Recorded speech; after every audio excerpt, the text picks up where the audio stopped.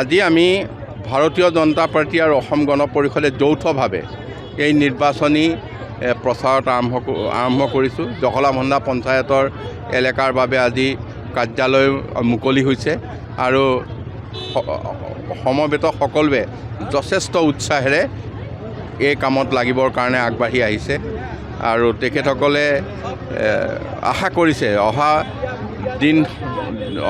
আহিব লগা দিনত অধিক ভোটৰ বিনিময়ত আমাৰ আগতকৈও বেছি ভোটৰ ব্যৱধানত জয় হ'ব।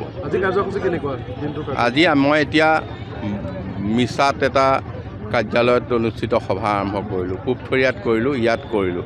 এতিয়া ৰাষ্ট্ৰীয় সভাপতি ভাৰতীয় জনতা পাৰ্টীৰ নীতিন নবীন ডাঙৰীয়া আহিছে, মই তেখেতক লগ পাবলৈ বোকাখাতলৈ যাম।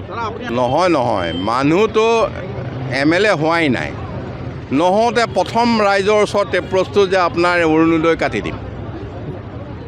আৰম্ভণিটোৱে যদি এইটো হয় তেতিয়াহ'লে পিছৰটো কি হ'ব? আমিতো কাকো এতিয়ালৈকে অৰুণোদয় কাটি দিম বুলি কোৱা নাই। আমি সদায় লোকক কৈছোঁ যে আপুনি যদি পোৱা নাই আমি দিম, সহায় কৰিম। এতিয়াতো ইয়াত দিব কোনে আৰু কাটিব কোনে?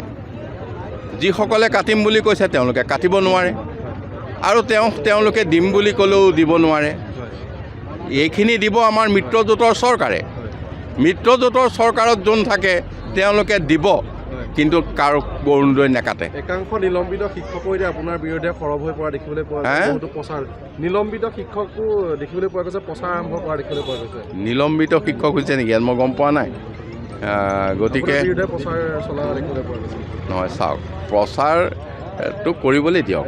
কাৰণ মানে প্ৰত্যেকটো নিৰ্বাচনতে বিৰোধী পক্ষই প্ৰচাৰ কৰে আৰু মইতো কেতিয়াও কাৰো নাম কৈ আজিলৈকে এটা শব্দ কোৱা নাই, কোনো মানুহৰ বদনাম কোৱা নাই। 20 বছৰ MLA হ'লোঁ বা কণ্টেষ্ট কৰিলোঁ, এজন মানুহৰ এটা শব্দ নোকোৱাকৈ ৰাইজে মোক বিধায়ক পাতিছে। এতিয়া এই তেখেতে কোৱা, মোৰ বিৰুদ্ধে কোৱা প্ৰচাৰটো বিবেচনা কৰিব ৰাইজে। গতিকে কলিয়াবৰৰ ৰাইজৰ বিবেচনাত আছে সেইটো কেনেকৈ গ্ৰহণ কৰে। আগতকৈ অধিক ভোটৰ ব্যৱধানত এইটো জয় হ'ব এইবাৰ। আপুনি বাৰু হাড়ৰ সমস্যাৰ কাৰণে পাটনালৈ যাবলৈ চিন্তা কৰি আছে নেকি? এতিয়া আৰু চিন্তা নাই। আপোনাৰ যিকোনো হাড়ৰ সমস্যা হ'লে এতিয়াৰ পৰা আৰু পাটনালৈ যাব নালাগে, কিয়নো এতিয়াৰ পৰা গুৱাহাটীতে পাব সেই সকলো সা সুবিধা। গুৱাহাটীৰ আমিনগাঁৱত অৱস্থিত Patna orthopaedic and multi speciality হস্পিটেলত কম খৰচতে পাব সেই সকলো উন্নত মানদণ্ডৰ চিকিৎসা সেৱা, য'ত অভিজ্ঞ চিকিৎসকৰ দ্বাৰা সম্পন্ন কৰা হয় বিভিন্ন ধৰণৰ হাড়ৰ অস্ত্ৰোপচাৰ। বৰ্তমানলৈকে 3000তকৈও অধিক ৰোগী সুস্থ হৈছে। हमारे हॉस्पिटल में ऑर्थोपेडिक्स से रिलेटेड हर तरह का इलाज जैसे कि joint replacement, trauma surgeries, spine surgeries, इलिजोरोब सर्जरीज और की होल सर्जरी जिसको आर्थ्रोस्कोपी कहते हैं, उसका इलाज संभव है। উন্নত মানদণ্ডৰ সা সুবিধা থকা হস্পিটেলখনত আছে 3টাকৈ VIP ৰুম,